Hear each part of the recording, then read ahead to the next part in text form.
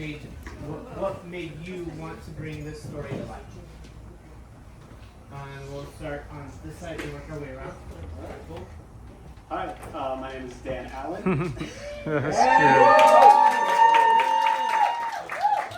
I am the writer, director, animator, fabricator on Hephaestus and Aphrodite, and also the voice of Hephaestus. I know you only said one person per film. I hope you don't mind the Oh direction. no, it's fine. I thought there were like 8 films, but then I realized 2 didn't come, so we're fine. So you could have 2. Oh, and why did I do it? I mean, the boring answer is that I needed to have a thesis film, and the more, I guess, in-depth is that I've always been a fan of Greek mythology, and Hephaestus specifically has always been one of my favorites, and I always felt like he never really got a chance to get his own stories told about him. And he's also like kind of the artist of the gods, and I relate to that quite a bit. And I realized that his relationship with Aphrodite has always been very like antagonistic and not very friendly. And so I wanted to kind of explore it in a more positive and kind light. And that's what got this started.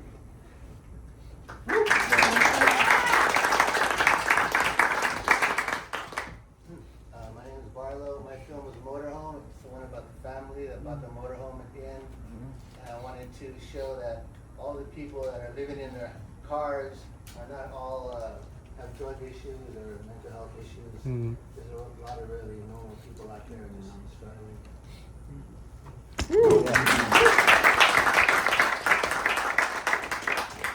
My name is Bianca Panos. I'm the writer, director, producer, editor, yada yada yada, of Don't Tell Mom. I made the film as an exploration to answer the question, are we becoming our parents? That's pretty much. Hello everyone, I'm Ignacio Bueno Sabater from Argentina. I wrote and directed The Divine Will. And I think what made me make this movie is I didn't have the opportunity to have that talk with my grandmother, and she passed away, so as a way of telling her and receiving her words in fiction, something like that. Wow. I'm Locke Hutchison. I'm from North Carolina. I made Remember Me, and I made that after my grandmother lost her 10-year battle to Alzheimer's, and I saw the effect that had on herself and our family. She actually wanted to have an assisted suicide before she collapsed, before she went away, but she wasn't able to, so I wanted to express that fear of not only forgetting, but being forgotten.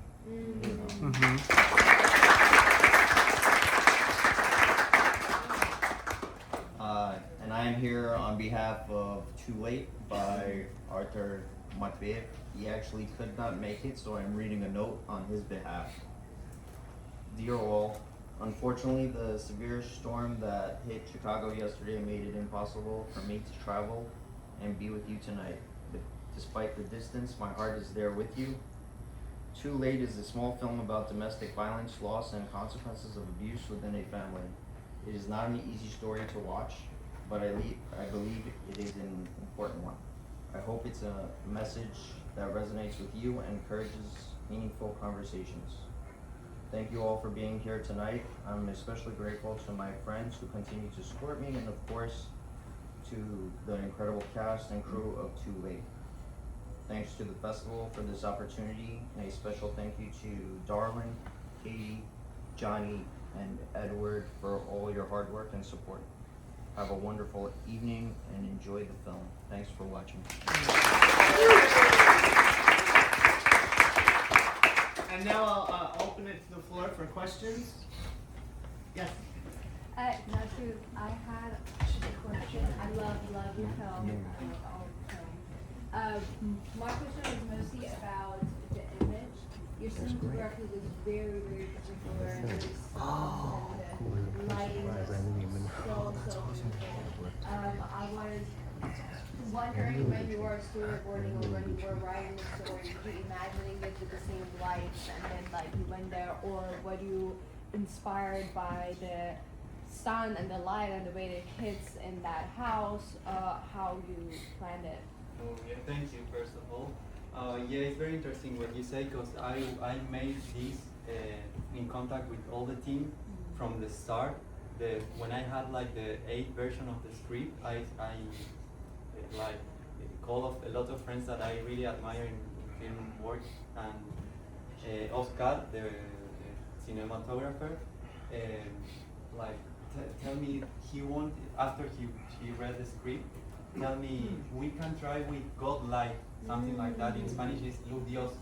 He created that concept, so we applied that like God light in different moments. It's like how do you say halo de luz? Like yeah, hello, yeah, and very specific moments. For example, when Benicio and Mela are talking in the last image, that is like the God light is always there. So replying to your answer is we try to figure it out from the beginning, and we were very aware in every take we made of that little like metaphors of how we can represent by life what I was telling by the script.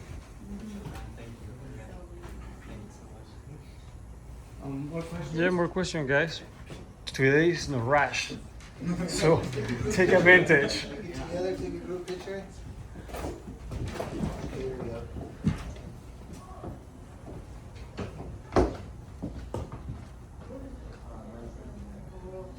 Thank you. Sorry, darling, you were saying something? You are the boss, Barlow. No, I'm kidding. Come on, question, guys. I have one more if no one else has. Yes, all right, go ahead. I have again like very technical question. Can I know what part was actual hand movement animation and what part you did in computer afterwards? So every time the characters moved on screen, that was just authentic stop motion animation. The only thing that wasn't were the faces, right? So just the eyes and the mouth, and those were done in After Effects. Everything else was done stop motion. I will say there were a couple composite shots where originally the background was something different, and then I composited it onto a different shot. Those are, I think there's only like maybe 3 or 4 of those. I say, not remembering nothing. I also want to ask you, how long did it take you to animate it from start to end? Just the animation was about 2.5 months, which is insane, and I don't recommend doing it. Like how many hour-long days is this? As anyone who knew me at the time, I was living in that animation lab, so I would pull like 6-hour days, like 6 days a week. It was brutal, and I was in a dark room, and I didn't get any sunlight while I was animating. That's awesome. No, it's not.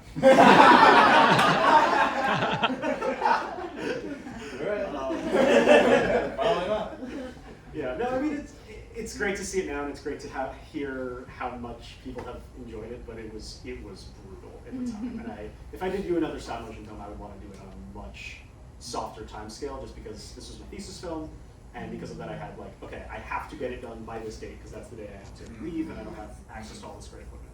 So. So for Barlow, Ignacio, and well, for you, how do you direct actors? I like really the actors of each film. Your actor is pretty good. Yours too, like. I was lucky with the actors. I was able to, well, first of all, you have to have good material to get the actors excited. And then I was lucky that I used the ultra low budget SAG agreement so the union actors could work on my project. And then once you get those experienced actors, they have 5, 10, 15 years experience. Once you get those guys on your team as a director, you're sitting in a good spot because they know a lot more than acting than we'll ever know. That's what they do. And then once you get them on set, try to make them feel as comfortable as possible, but still run a kind of a tight ship as you're going, because there has to be a leader, or else things are not going to happen. But I let them go, and if they have suggestions, I say, well, let's do as written. I'm an as written type director. It's because I wrote it. Let's do as written, and then we'll do your idea, and then when we get to the edit, we'll decide which one you guys want to do. But you have to be gentle with actors and make friends with actors. Mm. Make friends with and try to get a name actor if possible. I think it is possible if you guys put some effort into it to get somebody with somewhat of a name, because that's kind of the first thing people want to know, sort of. Who's in? And I don't blame them. Mm-hmm. What about you guys? In my case, as he's saying, I tried to make like a bonding with them. Like we recreated at some point the idea of having a snack. So we met like maybe 5 times and played games and kind of forget about the story for a while and create these spaces of confidence between us. The very challenging thing was that Benicio, Domingo, the boy that plays Benicio, didn't like to hug people. So we were like trying to create that real hug for the ending. So because that scene was going to be in outdoors with the car and everything else, but I didn't have the budget to do it. So we were in that way of looking that real hug. It was like the path that we followed to create their real bonding at some point. So to like show it in the screen, like I feel that when you are directing an actor, what your goal must be that their energy can like traspasar la pantalla, like go beyond the screen. So that was my search. I have a question. What? Can I ask my question? He has to. Yeah, okay, go ahead, but he needs to answer more or less the same question. Look, how are your actors? Oh, for actors, I honestly got lucky. I went off backstage and did a few rehearsals, but I mean, I honestly didn't have as much time as I wanted because it was a school thesis film. So I wanted to do more auditions and more rehearsals, I guess, but they both lived in opposite ends of New York, so I couldn't really do that. But they were both beautiful. Excellent. He's the guy Peter. He's actually on a huge run with another film right now. That's in a bunch of festivals, so he's doing great, and he's down for everything. Me and my roommates all like became friends with him, and he's been in 2 other projects of ours within the past few months. I want to get his number. Yeah, right. He's good. We love him. He's got a great face. But yeah, I like to let them have their own free will and give their own creative thoughts, because I don't know everything. I know my side of the story, but I always want an actor who, that's like the first question I ask is like, can you relate to this? Like, what can you provide with your own experiences? And I feel like he had a lot to contribute with that. So I feel like I just put a lot of trust in both of them, and that's what a lot of this is just putting trust in each other. So I feel like at least My daughter-in-law.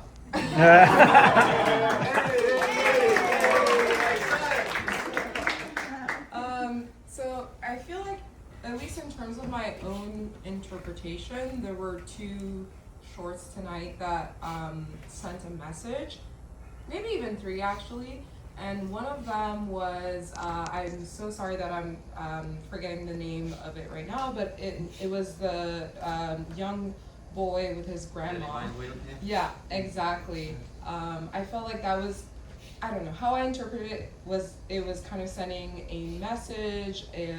There was kind of like a goal to it, and same with your movie Barlow.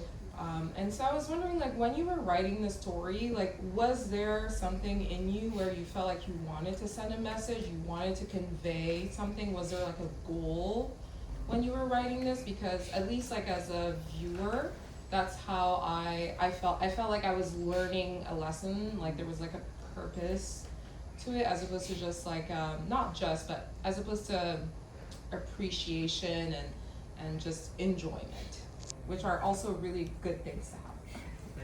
Thank you so much. First, in my case, I think what you say, it's very interesting, the question, because I think it goes beyond the divine will.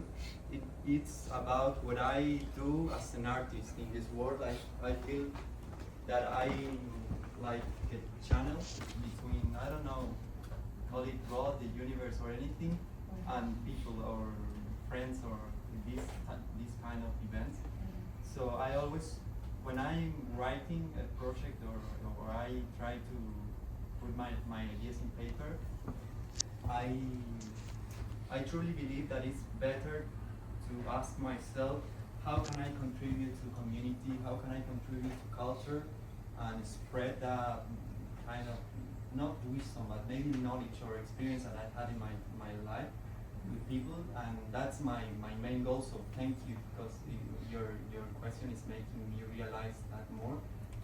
Yeah, I think that is my goal, not only with this, but also as an artist and as a person who has the time and energy to create. So thank you so much for sharing. That's what I was going to say. So I just wanted to show that there's a lot of regular people out there living on the streets. And it's, it's not always their fault they're out there, but they're good people. And there's a lot of them deserve help. Go a couple of questions more if they have. Then we'll move Any on. more questions? Yes. Let's go. Yeah, let's do it. My question is for you. First of all, amazing acting. Like, you're very good. Did you show it to your mother? And what did she She did unfortunately see it. I showed it to her one time, and then she wanted to share it everywhere, and I said no. I'm holding out just a little bit longer. Her reaction was, "You're a little shit, but I love you." And a lot of other comments that I do not wish to share. But I think she appreciated it. She's quite character. She learned from all the quotes that were performed there. But yeah, I think she was just kind of like proud that I am still making movies after going to film school. What was the verdict? Are you becoming Terrifyingly so. Unfortunately, but also fortunately, she's a great woman. She's a great character. I'm very introverted, and she's very extroverted and out there, and has a lot of opinions. So I don't know. I feel like we're like 65% of the way there, so a long way to go. But I think we've crossed the dangerous threshold of becoming a mother. Yeah. I don't know how you feel about it. All right. One more question and then we'll do it. One more question. I was so All right, go ahead. I was like, my mom's there, and I'm like, yeah. All of you guys, actually, if that's okay. Yeah, go ahead. For everybody, was there a specific moment on set for all of you where it was that kind of like, I don't know how to describe it, just like yes, like it feels good, like this is, you have, I feel like as a filmmaker, a lot of time, at least for me, it can be hard to have full confidence and pride in everything we do, especially on the day when there's so much stuff going wrong. And was there a specific moment on set for you guys where it just felt like you were really prideful of it, whether it was like a shot or a conversation with an actor or anything specifically? No. This guy, man. Get out of here. Well, first of all, I have to be a little bit crazy to be in this business.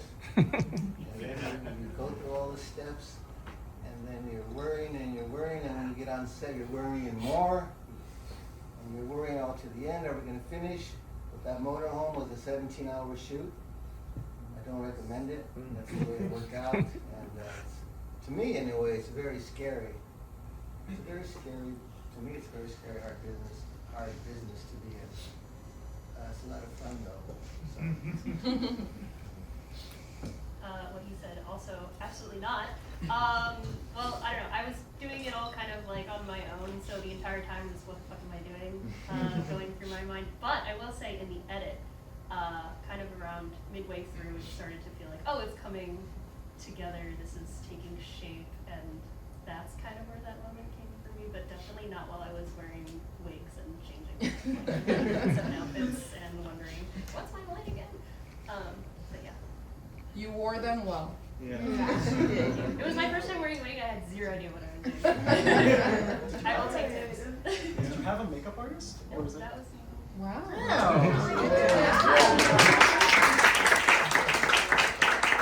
I studied like my mom mom's photos from the 90s because I would never do my face like that. And yeah, it was a lot more than I anticipated. Wow.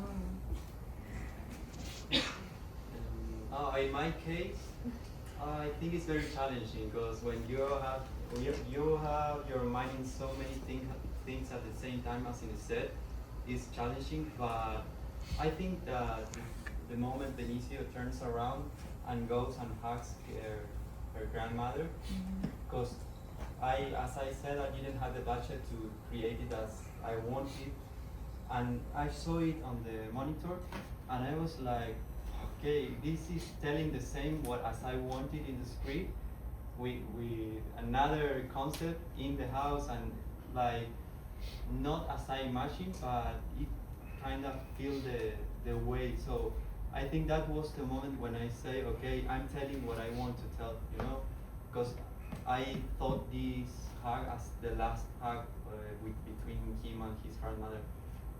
Yeah, I think that was the only moment. I know, I wish I could be the only yes, but no, I also did not, there was never a moment. I feel like I got through with the actors on the morning scene when they're eating breakfast. I remember having a good conversation with both of them, and I wish I remember what it was, but I think I broke through with them there. But no, I'm like, you're always just so focused on everything going right and just making sure that we have food to eat. And you know, and just making sure that like the actors get here on time and the makeup artist has enough makeup.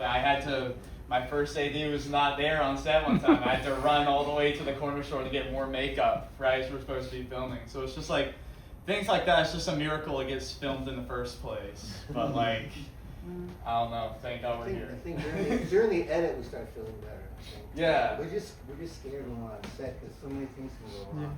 And we're trying to stay calm. We're calm and everybody else can be calm. If we start freaking out, then it goes down the drain really fast. For me, I don't know if it was a moment on set, but it was a moment when I was building everything, and I was in this like mad dash to get everything done because I was, you know, had a very, very tight deadline. But it was the moment I got these puppets done, and I worked with a friend of mine to just do a little photo shoot of just the puppets themselves on like a black background and a pegboard, and the lighting was just so beautiful, and the puppets just looked so perfect. And I was like, okay, we can make this work. We can do this. Yeah. And one of those photos was actually the poster. If you saw that, it's the one of them like reaching out and holding each other's hands. That was one of the first photos I ever took of those guys. Nice.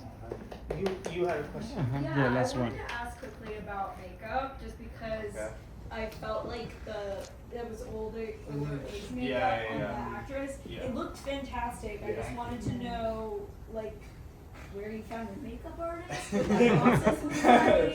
Some of my people I went to school with at New York Film Academy. Yeah. No, she's awesome. It was a 2-person team mainly, and then I had 2 other people help out like on extra days.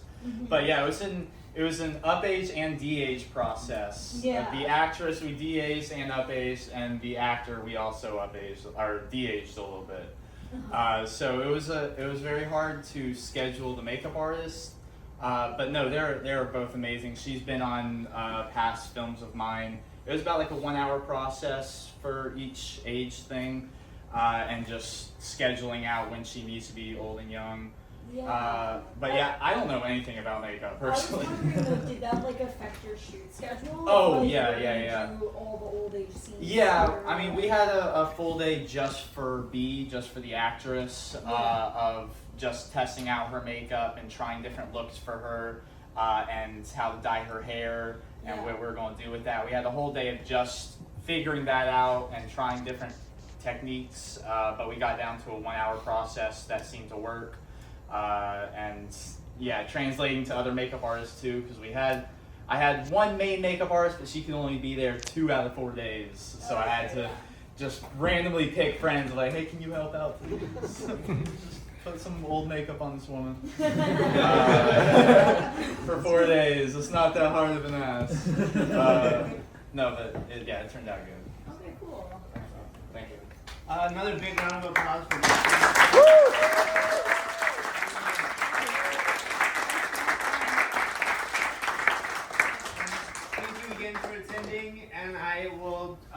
invite you to go to the bar. Yeah, the Magic Hour, right? Huh? The Magic Hour Yes, rooftop. the Magic Hour. Is that's where? Yes, Yeah. that's where we're going, and the address is It's in Penn Station, right? 34 with 6.